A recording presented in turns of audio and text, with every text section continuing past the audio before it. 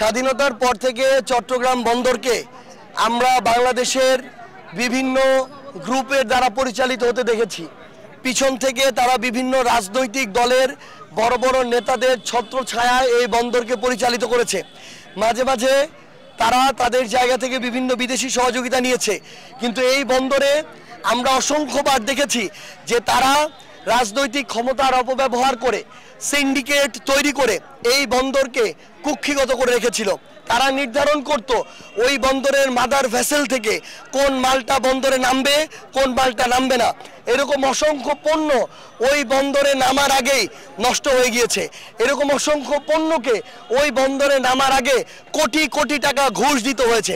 এইরকম করে একটা সিন্ডিকেট পিছন থেকে রাজনৈতিক ছত্রছায়ায় এতদিন ধরে বন্দরকে কুক্ষিগত করে রেখেছিল। আমরা আমাদের জায়গা থেকে কখনো এটা বলবো না যে এর জন্য আপনারা এটা যে বিদেশের কাউকে দিয়ে দিতে হবে, কিন্তু সরকার যদি মনে করে যে এটা একবার পরিচালনার জন্য আমরা বিদেশের কোনো একটা কোম্পানিকে দিব, তাকে আমরা জবাবদিহিতার আওতায় আনবো, স্বচ্ছতার মধ্যে রাখবো। আমরা এতদিন ধরে তো দেশের অনেক কোম্পানিকে দেখলাম, আমরা এবার এটা দেখতে চাই। আমাদের জায়গা থেকে কোনো আপত্তি থাকবে না। আমরা মনে করি যে এই বন্দরটা তো আর বিদেশে কোথায় তুলে নিয়ে চলে যাচ্ছে না, বরং এটা তদারকি করা, এটার সামগ্রিক যে ব্যবস্থা, এই ব্যবস্থাপনা ঠিক করা, এই বিষয়গুলো যে কোনো দেশি কিংবা বিদেশি কোম্পানি যার মাধ্যমে করে বাংলাদেশের জন্য সবচেয়ে ভালো হবে তাকেই অন্তর্বর্তীকালীন সরকার কিংবা আগামীর যে কোনো সরকার দিতে পারে।